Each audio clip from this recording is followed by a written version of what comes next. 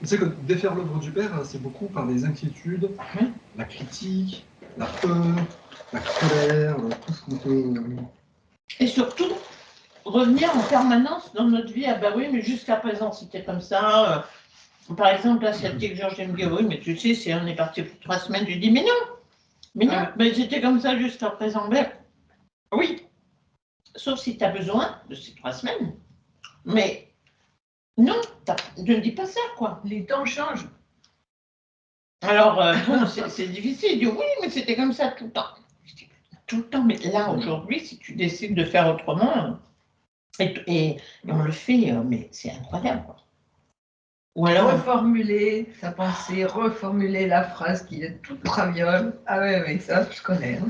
Ou alors on se dit, ah oui, je vais téléphoner, mais il va me dire ci, il va me dire ça. Je dis, attends, c'est rien, attends. Ah oui. Ça, c'est exactement ce qu'il y a dans la lettre 2. Le prêche dans la lettre 2. Quand il y a un homme qui dit, oui, non, mais c'est pas vrai ce que vous dites, parce que les vêtements sont chers, la vie est dure, la nourriture est rare. Lui, il dit, mais tu n'es pas certain que ça va être comme ça. Voilà. C'était comme ça avant. C'est ça. Tu n'es pas sûr que demain, tu n'auras pas un truc merveilleux qui va arriver. Exactement. Donc arrête de... Mais par contre, ce qui est sûr, c'est à cause de tes pensées, tu te crées des embêtements pour le lendemain. Voilà. Bah, c'est pas le 5e accord Toltec, ne faites pas de suppositions. Ouais. C'est ça. Mais là... C'est des suppositions négatives. Quoi. Ah ouais. C'est dingue, vraiment. C'est-à-dire, ça a toujours été horrible, donc ça continuera à être horrible. C'est ça. Donc en fait, l'essentiel, c'est le moment présent. Mais oui, exactement. Pourquoi aller se positionner en arrière? Comme un chèque barré, on ne peut plus rien faire sur ce qui est passé. Ouais. Bah si, on peut les éliminer, quoi. Oui, sur ce qui est à venir, on ne sait pas. Puis autant projeter des trucs positifs. Bien sûr. Le truc des lettres du Christ, c'est ça, c'est se dire, le Père et la satisfaction des besoins apportent tout ce qu'il faut, donc je m'attends à ce que les choses arrivent bien.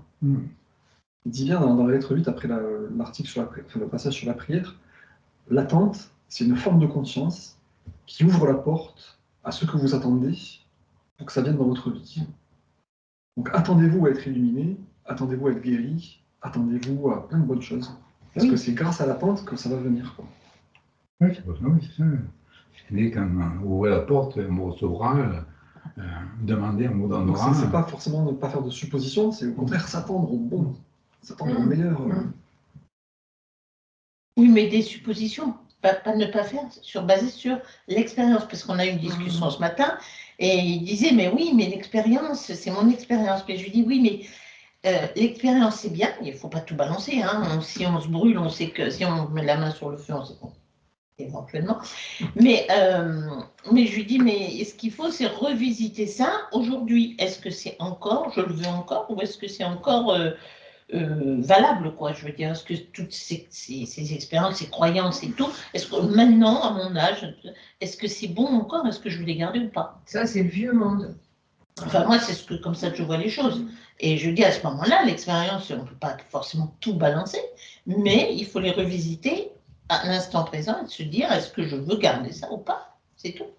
Alors, on a eu une grosse discussion ce matin. Et remettre un nouvel électromagnétisme. Voilà. Ah, oui, d'ailleurs, est-ce que tu pourras me donner davantage d'informations sur l'électromagnétisme? Sur l'électromagnétisme? Oui. Sur ce terme-là. La lettre 5.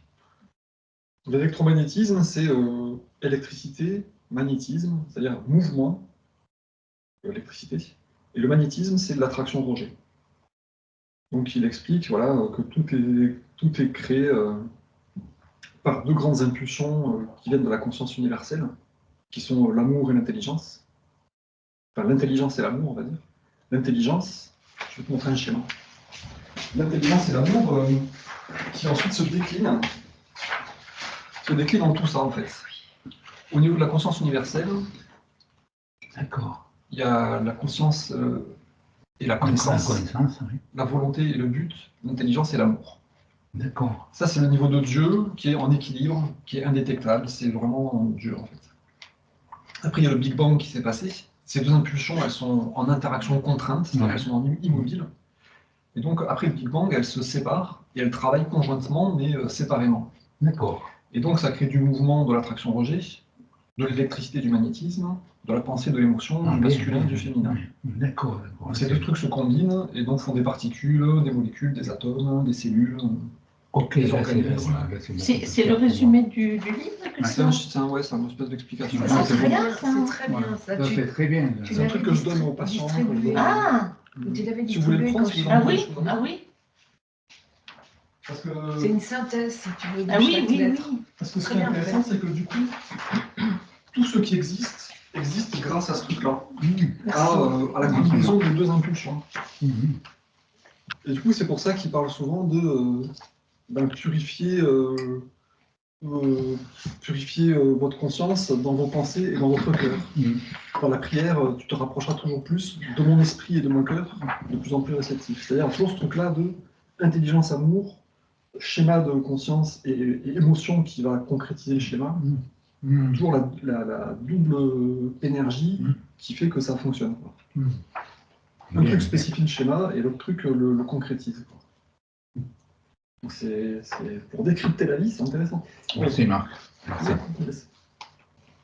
De voir que tout est, comme après il le dit dans la lettre 4, sur l'homme et la femme, ils sont complètement égaux, ils sont censés travailler ensemble pour refaire l'union de Dieu, homme et femme. Quoi.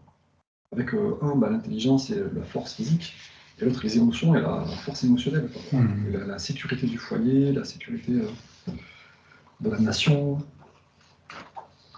Mais, très bien, c'est beau la lettre 4. Non, mais la femme ou le côté féminin et masculin?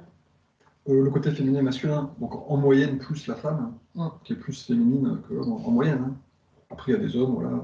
Et il dit bien que plus on évolue spirituellement, plus on égalise ces deux pulsions. Donc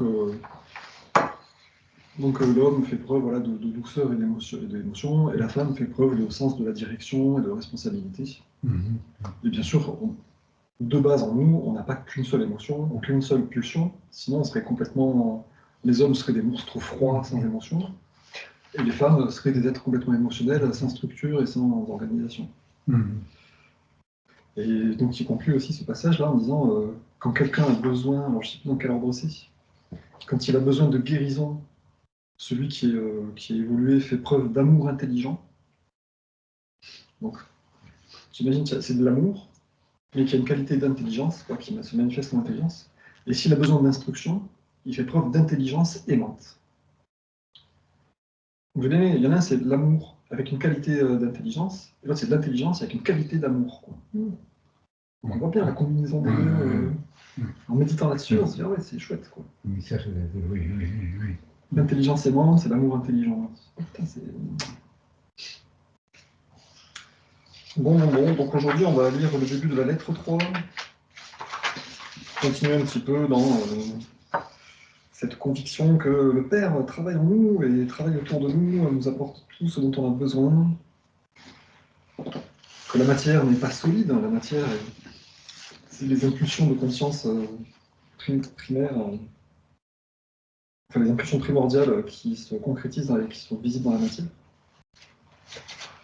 Donc on a besoin de tranquilliser nos esprits, de les accorder à la conscience divine, d'avoir des émotions et des pensées proches de l'intention divine pour contribuer à la création, et contribuer à la santé, à l'abondance, à l'amour, à la joie. Donc allons-y. Puisque ces lettres vous emmènent dans une dimension spirituelle mentale qui transcende le plan humain des activités et des préoccupations, elles seront mieux abordées si elles sont précédées d'un temps de calme et de relaxation. Tranquillisez vos esprits, si possible, en vous installant dans un état de silence intérieur de la pensée. Ce n'est que lorsque vous serez dans cet état complètement réceptif que ces lettres pénétreront votre pensée humaine de leur réalité. Mon amour céleste illimité me pousse à revenir encore et encore pour écrire à l'humanité, avec l'intention que finalement, le plus possible d'entre vous qui êtes prêts à la recevoir posséderont la connaissance qui vous permettra de dépasser votre condition humaine et de vous unir à la conscience Père, la vraie conscience d'amour, dans laquelle sont réalisées toutes choses abondantes et merveilleuses.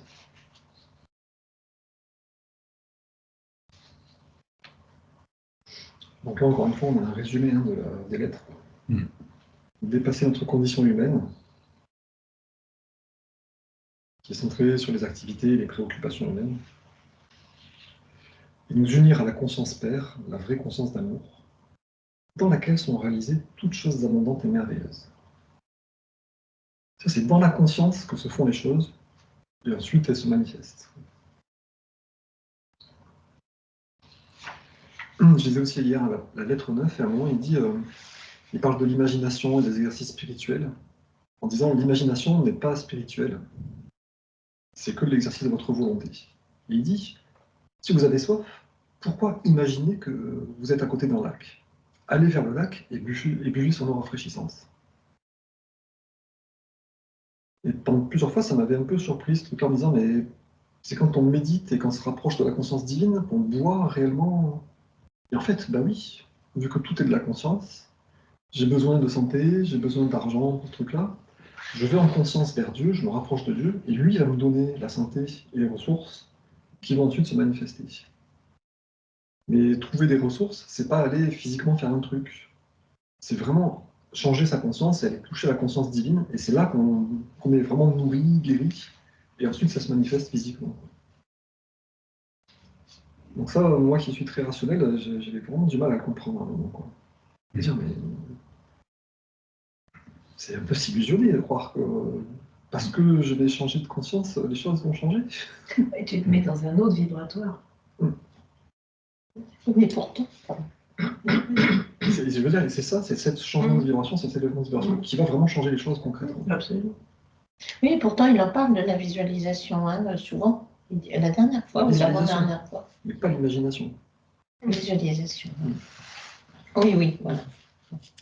C'était de dire, c'est en se rapprochant de la conscience divine que vous allez vraiment boire l'eau pure du lac. Je me dis, ben mince. Et en fait, c'est vraiment ça qui se passe. C'est encore très abstrait pour nous. Tout ça en 3D. Il te dit bien, c'est dans la vraie conscience d'amour que sont réalisées toutes choses abondantes et merveilleuses. Dans la conscience d'amour.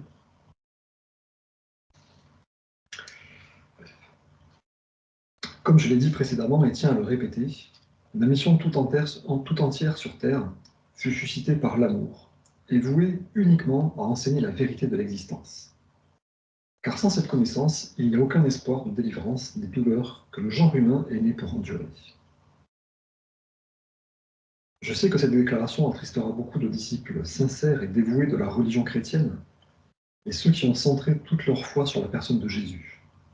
Mais je vous le dis sincèrement, pour réussir à vous débarrasser de la condition humaine, qui vous empêche de réaliser pleinement la vérité universelle et de comprendre la véritable nature de la condition spirituelle humaine que j'ai appelée le royaume de Dieu, vous devez vous détourner des vieux dogmes du salut par le sang de l'agneau, de la Trinité et des autres croyances, et venir avec des esprits réceptifs, parfaitement ouverts à la vérité de l'existence.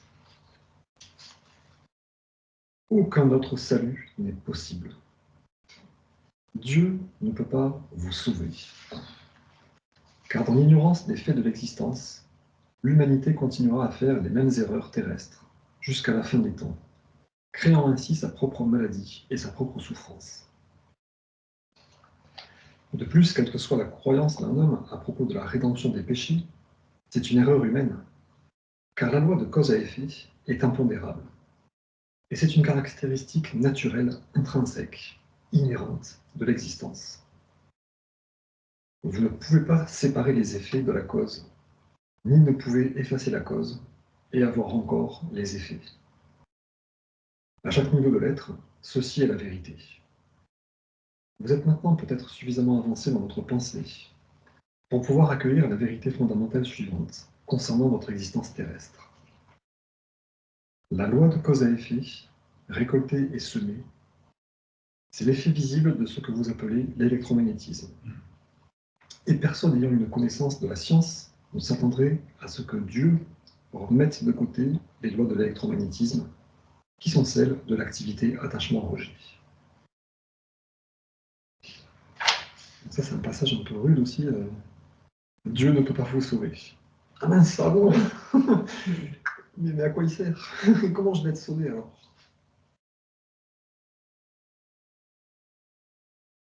C'est là que tu comprends que tu as une impérative à nourrir. Il faut dépasser les fausses croyances, entre autres les fausses croyances voilà, de la religion, et s'unir à la conscience d'amour. Oui, c'est abandonner tout notre archivage, en fait, l'accumuler, et ne pas retrouver pratiquement l'innocence de l'enfant. Je pense. C'est ça, hein, oui. Un peu. Revenir à ce...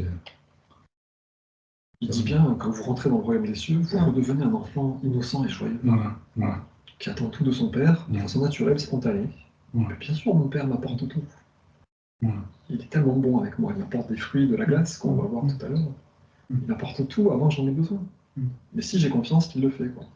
Si je me rebelle, que j'ai peur, que je m'inquiète, que tatata. Sachant que je ne sais plus dans quelle lettre, il nous dit demandez, et à l'instant où vous demandez, vous êtes déjà. Le processus est déjà enclenché. Ouais, quand tu réfléchis à tout ça. Et c'est vraiment ça, c'est vraiment redevenir un enfant joyeux et confiant et aimant, qui trouve naturel que le père l'aide, quoi. Et donc laisser tomber tous ces trucs-là de le péché contre Dieu, la punition, le pardon, le rachat des péchés, toute la gymnastique qu'on fait de l'ego qui veut avoir l'air bon au lieu d'être bon. Qui va avoir une bonne apparence plutôt qu'être bon. Qui se dit voilà, il faut que je me fasse aimer en faisant des contorsions. Quoi. Non, vous êtes aimé de base, arrêtez de faire des contorsions. Quoi.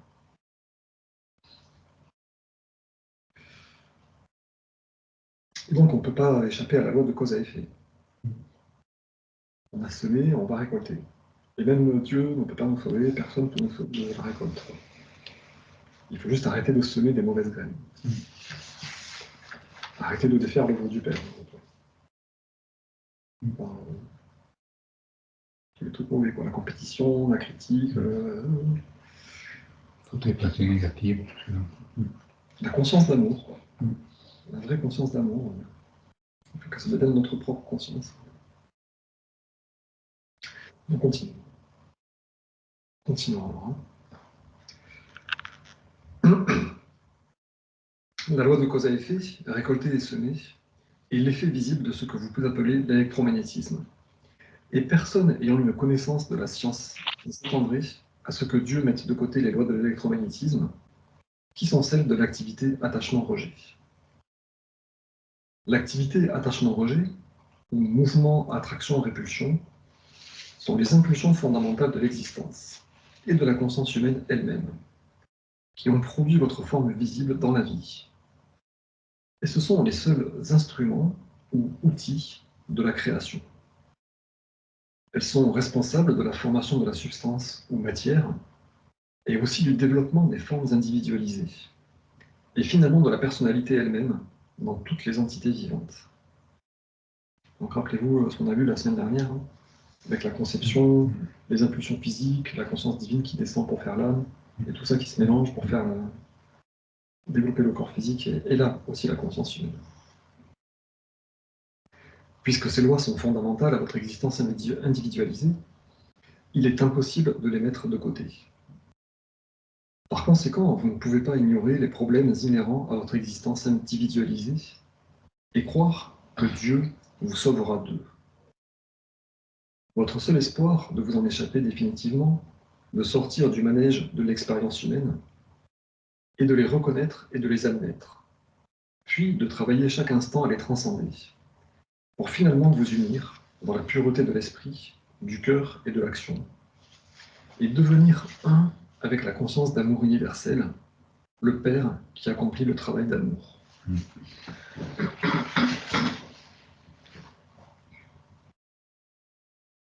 Alors ça aussi, je trouve qu'il y a un concept assez intéressant. Donc il nous redit bien, la seule manière d'échapper à nos problèmes humains, c'est d'atteindre la conscience d'amour universel. Il nous dit bien d'admettre ces problèmes humains, les transcender pour finalement vous unir dans la pureté de l'esprit, du cœur et de l'action. Parce qu'on se dit, du coup, on n'est pas unis alors avant. Et c'est vrai qu'on est en guerre contre nous-mêmes, comme il le dit à un autre endroit. Votre conscience, c'est le siège d'une bataille en permanence entre des impulsions contradictoires, des pensées, des souhaits, mais des peurs que ces souhaits se réalisent. Donc on est en guerre contre nous-mêmes à un niveau profond, et on n'est pas unis en fait. Parce que je veux le bien, oui, mais en même temps j'ai de la rancœur et je veux prendre ma revanche contre mon éducation qui m'a fait souffrir. Ou oui, j'aimerais bien ça, mais j'ai peur de me faire arnaquer. J'aimerais bien donner, mais j'ai peur de manquer d'argent. On n'est pas unis en fait. Trop contradiction. On est pétri de ces impulsions d'attachement-rejet de l'ego, quoi. Qui est mélangé aux impulsions de l'âme, quoi. L'âme, elle nous dit bien, sois confiant, aime ton prochain, donne avec amour et confiance. Mais l'ego nous dit, non, défends-toi, aie peur de l'autre, prends et ne le laisse rien. Du coup, tant qu'on n'est pas illuminé, on n'est pas unifié, on est en lutte contre nous-mêmes. C'est peurs viscérales qui nous tiennent, qui sont toujours présentes et qui essaient de ne pas perdre de terrain, quoi. Et on voit bien que c'est en conflit avec notre conscience d'âme, qui nous dit, mais si, fais confiance, aime, sois calme. Et l'ego qui dit, non, réfléchis, donne-toi du mal, essaye, méfie-toi. C'est pour ça qu'il y a aussi un moment plus loin, quand on commence à se développer spirituellement et qu'on atteint un certain degré d'illumination, le conflit entre l'ego et l'âme s'intensifie encore plus. Avant, l'ego avait le dessus, donc il n'y avait pas trop de conflit. Mais plus l'âme prend de place, plus la rivalité augmente, et plus c'est la guerre déclarée entre les deux. Et donc la schizophrénie, je veux aider, mais j'ai peur d'aider. C'est terrible. Donc les problèmes inhérents à notre existence individualisée, Dieu ne peut pas nous en sauver, et notre seul espoir de nous en échapper, c'est de nous unir dans la pureté de l'esprit, du cœur, de l'action, et de devenir un avec la conscience d'amour universel, qui est le Père qui accomplit le travail d'amour. En même temps, comme vous grandirez dans la conscience de la vraie nature du Père, en vous et vous transcendant et tout autour de vous, vous en viendrez à avoir la foi inébranlable que, en toutes circonstances, vous pouvez tirer l'inspiration, la puissance et l'élévation directement du Père en vous et autour de vous. Vous en viendrez à savoir que c'est vraiment le Père qui vous soutient et qui vous guide dans le royaume de la conscience d'amour Père. Il vous deviendra parfaitement clair que bien que le Père soit universel, cela est aussi individuel pour vous.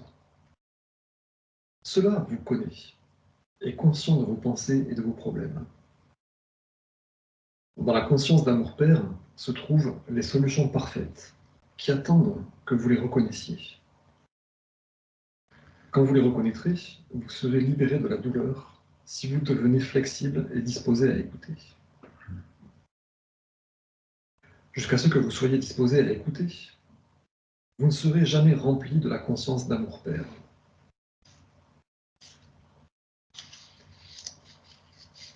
La dernière fois, il y a quelqu'un qui demandait aussi, mais qu'est-ce que c'est ce truc de écouter, en fait? Non, c'était pas la dernière fois, c'était pendant la discussion qu'on a eue cette semaine sur Zoom. Il dit, mais dans la prière, je sais qu'en te demandant de me parler, je tire un faisceau de lumière de conscience dans ta conscience divine, et lorsque j'écouterai, tu pénétreras ma conscience humaine. Et c'est un truc qui revient souvent, écouter le Père, en fait. On prie, ensuite on fait le silence, et on écoute le Père, c'est-à-dire on attend l'inspiration, on attend l'idée créatrice, on attend peut-être même qu'il nous parle, hein. Il y a des gens qui peuvent entendre une voix qui leur parle. Et donc il nous dit bien, jusqu'à ce que vous soyez disposés à écouter, vous ne serez jamais remplis de la conscience d'amour Père. Pas parce qu'on est méchant, mais parce qu'on est incarné et qu'on a un ego et une conscience humaine, quoi, qui nous blablate, attention. Donc il faut bien se dire, ok, ma conscience humaine, je l'accepte, je l'aime, mais j'écoute le Père. Je choisis d'écouter Dieu, quoi. Et Ah qu'en oui. fait, je crois que en nous, il n'y a pas la paix, il n'y a pas le silence nécessaire, parce qu'on est toujours dans la tête, enfin, moi je parle pour moi, hein, dans la tête, à calculer, à, comme tu disais, à avoir des idées antagonistes, qui fait que on est tout le temps dans un combat et il n'y a pas de paix, il n'y a pas d'écoute. Pour moi, en tout cas, je situe mon travail à ce niveau-là, c'est de descendre de la tête au cœur pour trouver ce calme profond et cette paix. Et le combat, moi, j'ai eu pendant mon pèlerinage de Compostelle, c'était très difficile de rester centré sur le moment présent. C'était un défi. Et quand j'en parlais avec des pèlerins, c'est pareil.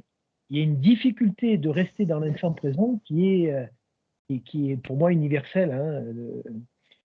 Et c'est vrai que descendre dans ces profondeurs de l'être, c'est comme descendre au fond de la mer, c'est calme. Alors qu'en haut, la surface de l'eau est toujours agitée. Et oui. C'est dû à plein de choses, à l'éducation, à l'environnement qui nous pousse à réfléchir en permanence. Mais c'est très juste, hein, ce que tu as dit, c'est universel. Hein. La plupart des gens qui commencent la méditation, et moi le premier quand j'ai commencé, je me disais, mais jamais je vais arriver à méditer. C'est sûr, c'est certain, je suis trop fou de la tête, j'ai un macaque mental qui blablate en permanence, je ne vais jamais arriver à méditer. Quoi. Donc il faut s'entraîner, y croire et pratiquer longtemps.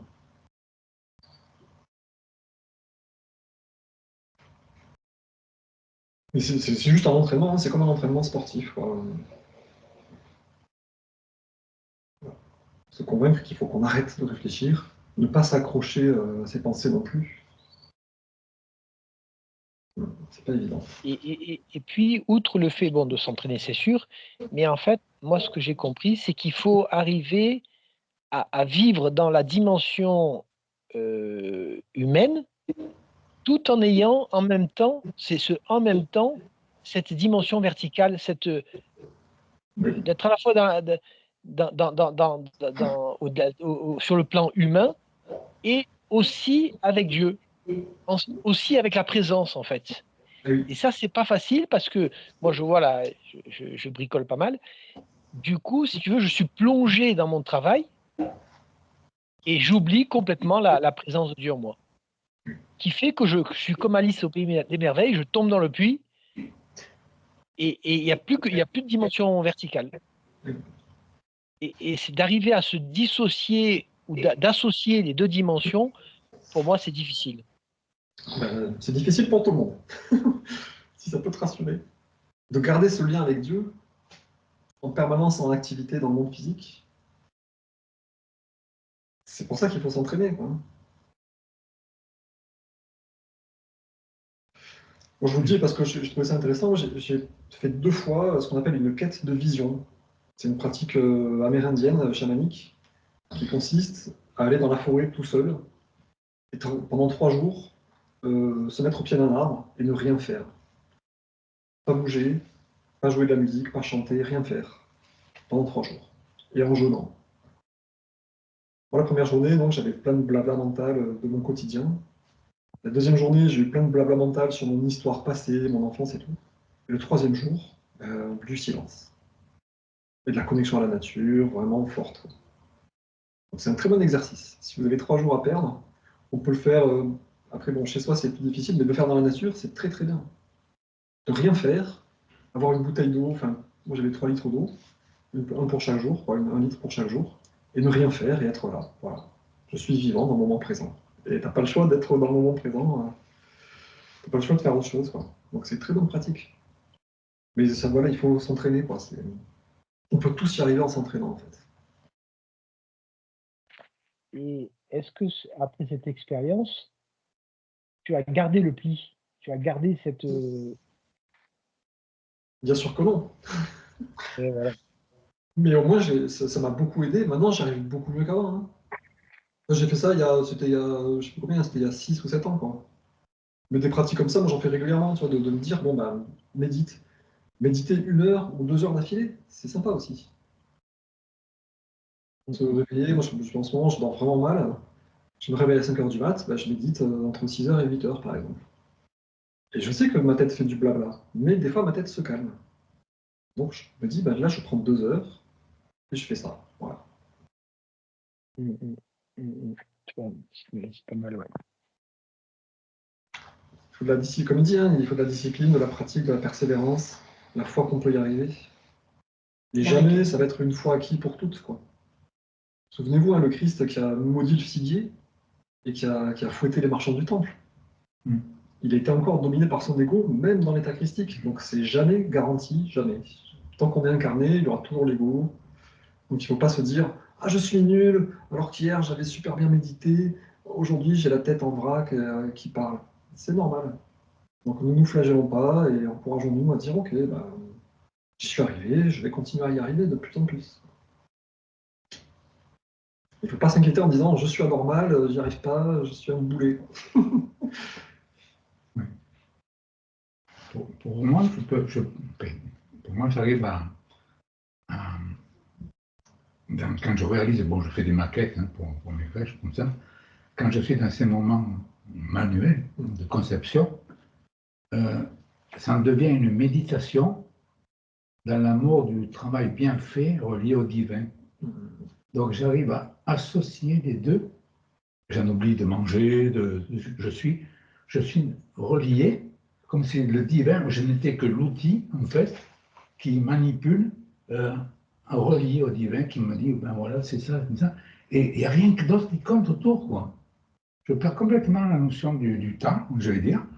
Et dans cette œuvre, dans cet ouvrage, je me sens, mais j'ai besoin de rien d'autre, quoi. Mes mains travaillent, et c'est en conscience avec le divin. C'est l'amour du travail bien fait, de réaliser, mais voilà, je suis juste un instrument. Tu es connecté. Oui, je suis connecté, oui. Voilà. C'est une expérience que j'ai pu vérifier plusieurs fois. L'art en général, la peinture, la musique, même la danse. Quand on est vraiment dans ce truc-là, on sent qu'il y a un moment magique d'inspiration, de création. On n'est plus nous-mêmes, on est vraiment connecté à la chose. Très bonne pratique aussi. L'art, c'est très bien. Donc, continuons. Je vais vous raconter une parabole. Imaginez un enfant qui hurle et qui donne des coups de pied parce qu'il veut une glace. Pendant tout le temps où il fait ce vacarme, son père attend patiemment à la porte de sa chambre pour lui montrer qu'il a apporté une glace et un fruit. Vous pouvez penser que cette parabole est improbable, néanmoins elle est vraie. Les mères se souviendront des fois où leur enfant était inconsolable à propos de quelque chose, refusant d'écouter ce que leur mère essayait tellement de leur dire. Pourtant leur mère avait la solution, qui n'attendait que le moment où ils arrêteraient de faire du bruit et sécheraient leurs larmes. C'est bien d'y repenser à cette parabole. Le Père nous apporte plus que ce que nous demandons et ce que nous avons besoin. Il attend juste qu'on arrête de s'énerver, de faire du vacarme. Alors, un passage terrible sur le monde actuel. Je peux voir le labeur des gens et leurs cris et leurs larmes, et ma compassion est sans limite. Vous êtes entendus, mais dans le contexte de votre conscience actuelle, il y a peu de choses que je puisse faire pour vous. Je ne peux pas pénétrer les cordes et les chaînes de vos années de pensées et d'actions ignorantes. Je vois la douleur perpétuée dans les églises, dans les services et les chaires, par des sermons ignorants. Je vois des nations et leurs peuples essayer tellement de se débattre avec les difficultés venant de leurs valeurs et leur culture traditionnelle, et de leurs croyances religieuses. Je vois les limitations de leur vie quotidienne, le manque de satisfaction de leurs besoins et de leurs buts, et les souffrances émanant des relations de toutes sortes. La conscience collective émanant du monde est un miasme de peur, ressentiment, colère, de turbulences émotionnelles et de désirs passionnés, de vengeance et d'épuisement. Mélangé à la compassion, à la détermination d'élever la conscience mondiale, au dévouement à la recherche de l'amour inconditionnel, par ceux qui ont reçu de l'inspiration et un degré d'illumination. Donc là, vous voyez un parallèle entre ce qui se passe dans le monde et ce qui se passe dans notre propre conscience. La conscience du monde, c'est un miasme de peur, de ressentiment, de colère, de vengeance, mais mélangé à de la compassion, de la volonté d'élever la conscience et le développement. Donc là aussi, il n'y a pas d'unité, tout est en conflit. Des gens qui veulent la guerre, des gens qui veulent la paix, des gens qui veulent la vengeance, d'autres qui veulent élever la conscience. Je viens près des gens qui m'appellent et je travaille avec eux à soulager leur détresse. Mais leur état d'esprit et leurs croyances sont si fortement imprimés dans leur cerveau que ma vérité ne peut pas les atteindre et apporter une nouvelle connaissance à leurs esprits. Beaucoup de gens ont entendu, bien que brièvement et imparfaitement, mais ils n'ont pas eu le courage d'accepter de nouvelles idées et de s'exprimer. De plus, l'époque n'était pas adaptée pour passer au travers des barrières de la conscience humaine afin de vous enseigner. Mais maintenant, l'époque est adaptée. Vous vous êtes déplacé dans une nouvelle distribution de fréquences vibratoires qui vous permettra de vous élever plus facilement au-dessus de la matérialité de l'âge précédent. Cette déclaration peut sembler étrange, mais il y a une réserve universelle de connaissances concernant les énergies que vous n'avez pas encore commencé à comprendre. Pour l'instant, il n'y a pas d'esprit terrestre capable de les comprendre. Il vous est seulement possible d'imaginer le spectre d'énergie, ce qui n'est pas la vérité. Cela vous aidera par conséquent si vous pouvez accepter mes déclarations, les prendre avec confiance, parce qu'elles sont vraies. Vous vous déplacez dans de nouvelles fréquences de vibration en rapport avec la conscience humaine, qui vous permettront d'avancer dans le développement spirituel mental que j'ai décrit dans la lettre 1. Puisque j'ai fait une digression, je dois maintenant répéter. Vous ne pouvez pas plus échapper aux lois de l'existence, les plus fondamentales, concernant ce que vous pensez et ressentez, semer et récolter, que vous ne pouvez échapper aux lois de l'électromagnétisme dans votre monde matériel. Car l'électromagnétisme est l'impulsion qui produit la loi de semence et récolte, tout comme l'électromagnétisme produit la forme dans le champ fondamental des particules d'énergie. Par conséquent, il n'est pas possible de continuer à croire aux dogmes chrétiens et d'essayer en même temps de suivre ces lettres. Parce que les dogmes concernant le salut par ma mort sur la croix, la Trinité, la résurrection physique d'entre les morts, et l'utilisation d'encens et de formes définies de prière sont fallacieux. Et les faits qui vous sont maintenant présentés dans ces lettres sont vérités. Les dogmes et les ornements sacramentaux sont ce que vous appellerez des diversions, pour obtenir votre attention et votre allégeance, mais ils obscurcissent la vérité de mes enseignements. Par conséquent, ces lettres devaient être écrites. Le seul moyen par lequel je pouvais atteindre le monde, à cette époque actuelle, où il est sur le point d'entrer dans une nouvelle disposition mentale émotionnelle, était d'utiliser un esprit réceptif, obéissant et déprogrammé, pour recevoir l'enseignement et effectuer le travail manuel pour moi. Ces lettres offrent le seul moyen véritable par lequel les gens trouveront le chemin de la dimension spirituelle, dans laquelle toute l'erreur humaine disparaît, et seul l'amour reste. Tout ce qui peut être dit d'autre n'est que rationalisation et raison purement humaine, et celles-ci ne sont pas la vérité.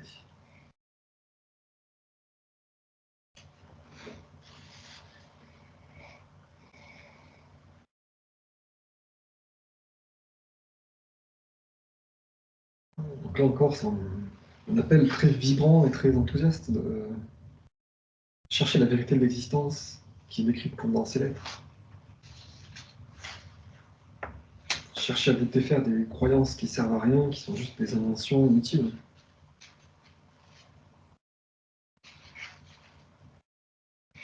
Moi, je n'ai pas trop compris ces déclarations. Attends. L'univers garde une réserve, un stock de connaissances des énergies dont vous n'avez même pas idée. Oui. Je sais pas. Un stock de connaissances des énergies. Une réserve universelle de connaissances concernant les énergies. Ben, moi, ce que j'en comprends, après, je ne sais pas si on peut vraiment le comprendre, mais c'est que dans la conscience universelle, il y a ces deux impulsions les plus fondamentales, c'est la connaissance et la conscience. En anglais, consciousness, awareness. Awareness, c'est être au courant, c'est être conscient d'eux. Donc pour le différencier de conscience, on a dit connaissance. Mais c'est être au fait de quelque chose, en être conscient. Quoi. Et donc l'univers garde en stock une connaissance, c'est quoi exactement la phrase? Une connaissance concernant les énergies, ou enfin une connaissance des énergies. Un stock, pardon. C'est-à-dire... Garde en réserve un stock de connaissances. C'est-à-dire, avant qu'il y ait des énergies qui existent, il y a la connaissance de la possibilité de toutes les énergies possibles qui existent. Quand tu parles d'énergie, c'est énergie, ou alors énergie, genre énergie fossile, ou... Non, mais toutes les énergies. Toutes les énergies. Toutes les énergies.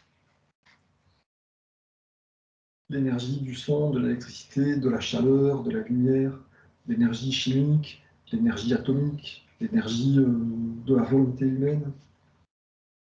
Toutes les énergies possibles et imaginables. Vu que la conscience universelle contient tout ce qui est possible, parce qu'il me semble, quand il dit l'univers contient un stock de connaissances.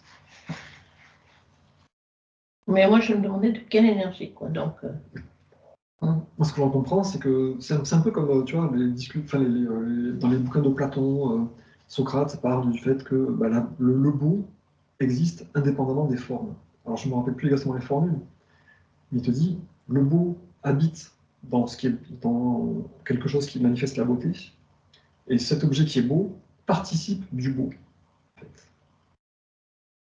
C'est-à-dire la beauté s'est incarnée partiellement dans cet objet beau, et cet objet beau manifeste le beau qui existe, la beauté qui existe de façon transcendante, et participe un petit peu à ce truc-là. Mais c'est éphémère, en fait. Mais la beauté en soi, le beau, existe indépendamment de tout le reste. Il en va de même pour la vérité, la bonté, la justice, la sagesse. Tout ça existe dans l'espace de la conscience. Avant que ça soit manifesté par quiconque et par quoi que ce soit. L'harmonie existe avant que le son existe. Et donc la conscience universelle contient un stock de connaissances sur ce qui est possible de faire exister en termes d'énergie qui dépasse tout ce qu'on peut comprendre. Oui, d'accord. Et du coup, on peut aller piocher dans la conscience universelle pour le manifester. Je vais chercher dans le placard. Les idées pour faire de l'énergie, les idées pour... C'est vraiment... C'est difficile à comprendre ce truc de tout est de la conscience rendue visible. Il y a d'abord la conscience, les concepts abstraits, la géométrie. Et ensuite, je pensais par exemple au four romanesco ou aux coquilles d'escargot, où il y a des spirales de Fibonacci. La spirale de Fibonacci existe dans l'espace mathématique abstrait, et elle est manifestée imparfaitement dans le coquillage. La formule fractale qui définit le four romanesco existe dans la formule mathématique, mais cette formule n'existe pas en fait. Et moi, il me semble que c'est ça, tout existe dans la conscience antérieurement à ce qui peut être manifesté ou ressenti. Et nous, tout ce qu'on a à faire, c'est d'aller piocher dans cette conscience pour manifester des trucs. Quoi. Et non pas aller chercher dans nos expériences, pas forcément en tout cas, parce qu'on va recommencer, c'est toujours pareil, c'est la spirale. Si on veut sortir de là, il faut effectivement aller, je dis là-haut, mais enfin, dans la conscience universelle, quoi, la conscience divine, c'est le moyen. D'ailleurs, c'est ce qu'il disait, comment il s'appelait, celui qui a fait la tome, là, il disait ça, qu'est-ce qu'il disait exactement, je ne me souviens plus, on ne peut pas régler les problèmes. Avec la même conscience que ceux qui les a créés. Oui, voilà. Einstein. Voilà, c'est ça, Einstein. Il dit aussi à un autre endroit dans les lettres. On ne peut pas. On ne peut pas régler les problèmes, avec le même type de conscience que ceux qui les a créés. Voilà. Ou la même façon de raisonner. Donc ça veut dire qu'il faut changer. Ne pas se baser sur ce qu'on connaît, mais aller plus haut, quoi. Il dit bien à un autre endroit, dans un article, qu'aucune pensée nouvelle et créatrice ne vient jamais de l'humain. Eh ben non. Tout vient de l'univers, de la Eh conscience ben oui, universelle. évidemment. Sinon, nous, on va chercher dans ce qu'on connaît, je pareil. Donc tout ce qui est vraiment nouveau. Mais en même temps, j'ai entendu ce que vous venez de dire là, mais quelque part, moi, je m'aperçois que, alors quand c'est des expériences humaines, je me dis, mais pourquoi je revis ça? Alors bon, c'est pas les mêmes acteurs, c'est pas la même histoire, mais le problème de fond, on me fait rejouer une autre partition, mais en même temps, je m'aperçois que c'est pour me démontrer que là, je me suis perdue, ou là, ma pensée n'était pas bonne, et que c'est à moi à changer. Vous voyez, je sais pas, j'arrive pas bien à réajuster. Oui, c'est ça. En même temps, et je vois l'œuvre du Père partout. Du coup, je me dis, mais attends, il était là, il m'a donné telle personne, il m'a donné. J'ai perdu mon téléphone parce que je vois du sens.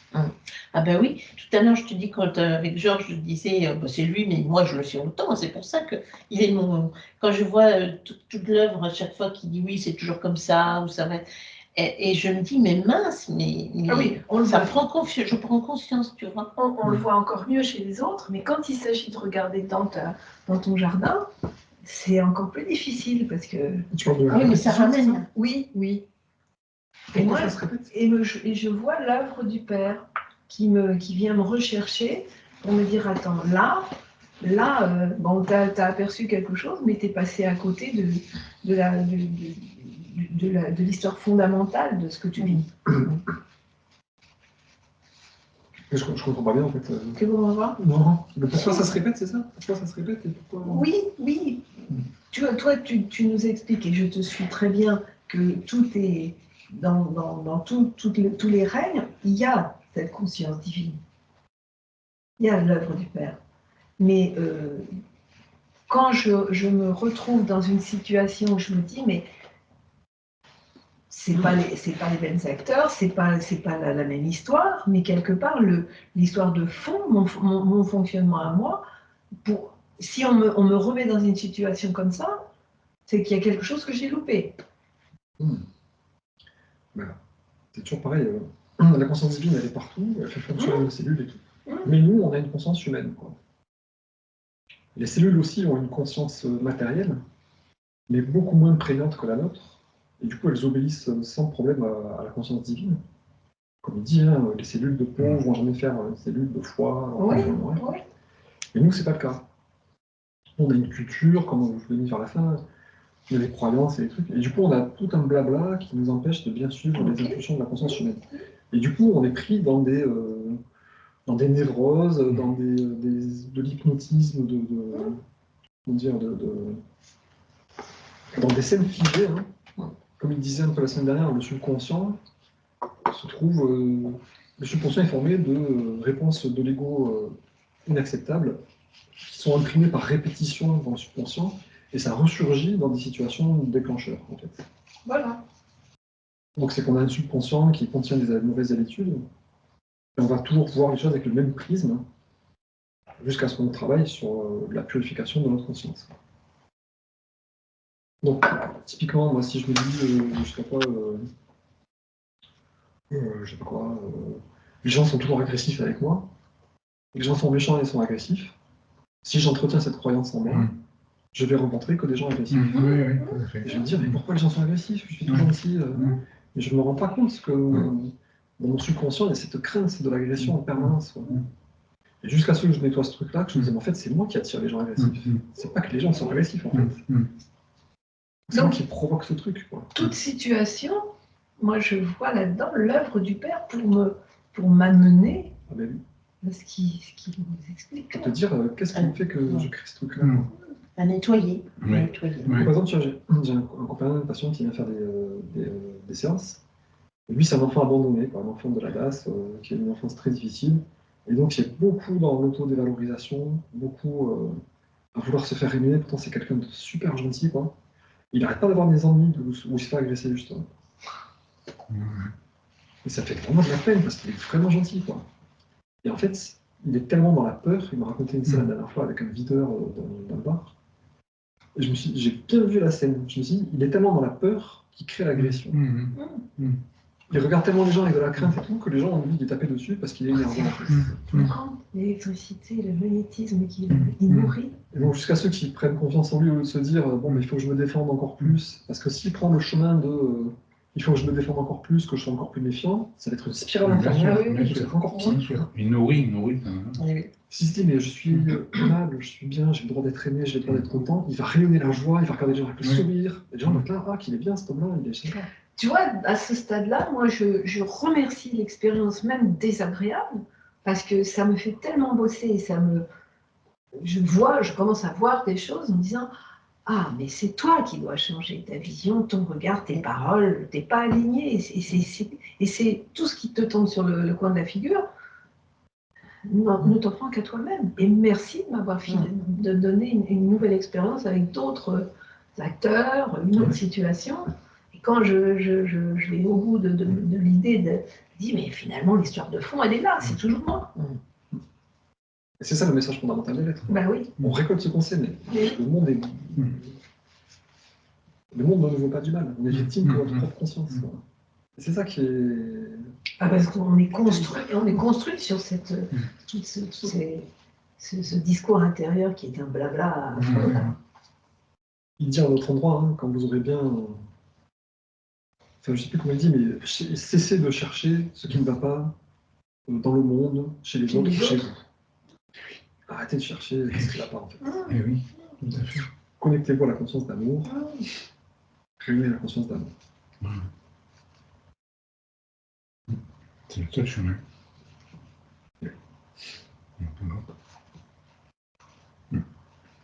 Donc, tout vient de là, tout ce qui est pénible, tout ce qui nous apparaît comme une épreuve. Il faut se dire, ok, qu'est-ce que j'ai fait pour récolter ce truc-là? Est-ce que j'ai semé des mauvaises graines qui ont fait cette moisson? Ou est-ce que c'est une épreuve pour apprendre à croître et à dépasser ma peur, dépasser, je sais pas quoi, mes limitations, quoi. Oui, il faut considérer cela comme des cadeaux, en fait. Absolument.